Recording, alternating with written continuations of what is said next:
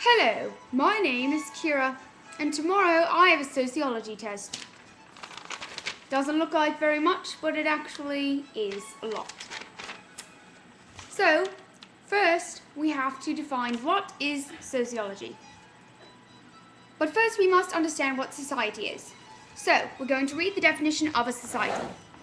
Society is a group of people who shape their lives in aggregated and patterned ways that distinguish their group from other groups. So, for society, let's remember the words people who shape their lives in aggregated and patterned ways. Patterns. That's what we see in society. What is sociology? By definition, sociology is the systematic, bold it, or scientific, bold it, study of human society and social behavior, from large-scale institutions and mass culture to small groups and individual interactions. So, sociology can be studied on the large-scale level or the small scale. We must understand what social sciences are. So, we have sociology, which stems from the social sciences. It is, in fact, one of the social sciences. Social science is the discipline that uses the scientific method to examine the social world in contrast to the natural sciences, which examine the physical world. So we are studying, in sociology, in social science, we are studying the social world. Obviously, makes sense. There are different levels of analysis. There are two, micro and macro. Micro, you think of microscopic, little tiny bacteria and stuff, and macro, which means large. So, in microsociology, the level of analysis studies face-to-face interactions between individuals and not large groups. Face-to-face, micro. In microsociology, they're studying the interactions between individuals in order to understand how those interactions affect the larger groups and larger patterns and institutions of society. Now, macro is the complete opposite. We start on the large scale. We study large scale social structures in order to determine how they affect the lives of groups and individuals. It makes complete sense. So, let's look at this. I have a graph here. I'm not sure if you can read it. It's probably backwards, but there is a pyramid that is upside down. We begin with society. We break it down to cultures, social institutions, social inequality, which is based off of gender, class, race. Groups come next, roles, socialization, interaction, and lastly, self. Sociology covers a wide range of different levels of analysis, and I just gave you all of them. Okay, so let's repeat that one more time so we get it through our thick heads. Sociology, culture, social institutions, groups, roles, socialization, interaction, and self. So sometimes what helps me is to break it down by letter and remember like Roy G. Biv, you know, red, orange, yellow, green, blue, purple, oh, violet, not purple, sorry, that would be Roy G. So, excuse me, sorry, that was my mother. So let's see. Society, S. Culture, C. Social institutions, I. Alright? Social inequality, SI. We're getting all these S and I's. It's going to be, look, we have interaction and self. Okay, that's not going to work. So we just have to remember from the book. Okay, so then we go on to quantitative and qualitative research. Quantitative research is research that translates the social world into numbers that can be treated mathematically. Quantitative, numbers. Quantitative research, numerical data. Qualitative research is research that works with non-numerical data. And in that, we see text, field notes, interview transcripts, photographs, tape recordings. This type of research tries more often to understand how people make sense of their world. So this is the non-numerical data. Quantitative, numerical, qualitative texts. Not necessarily text, but we can just call it that for a generalized idea.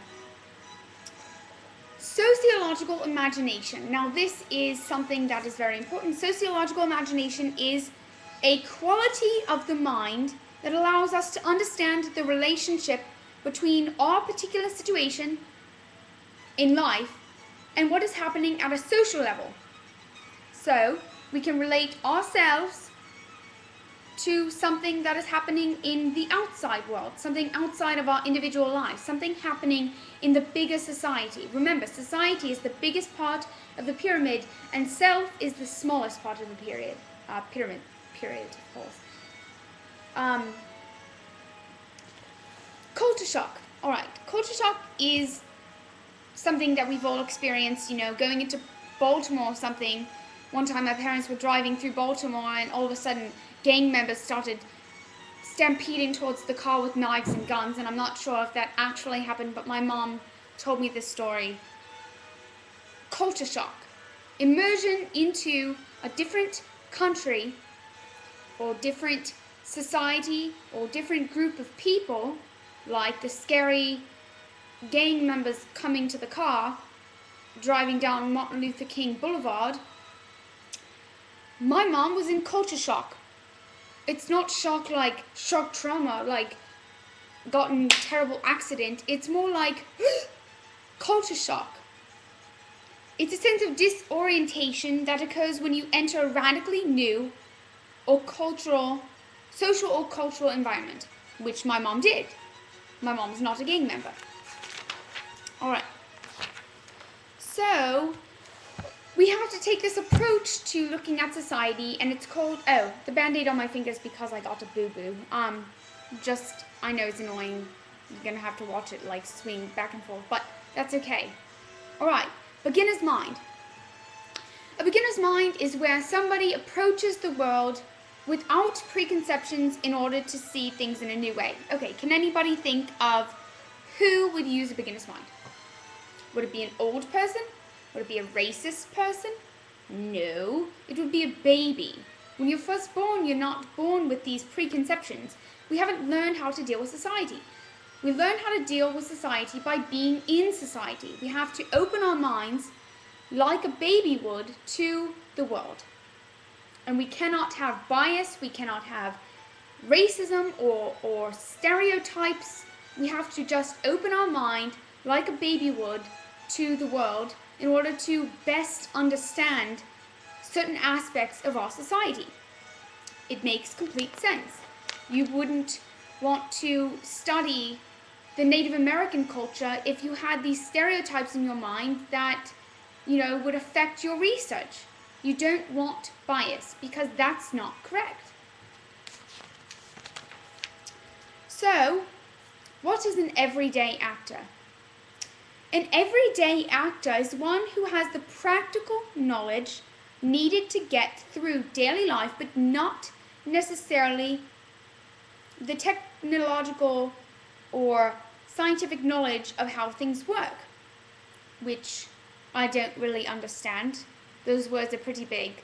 Not sure I can get that, but so one who has practical knowledge needed to get through daily life. Practical knowledge, common sense. Let's just call it that. I don't think they don't put it in a way that's understandable for students. I mean, they want you to like read through the actual chapters and not just read the definitions on the pages, but I don't care. Not that I'm doing that. Silly. Alright, so let's just call everyday actor somebody who gets by using common sense and practical knowledge. Alright.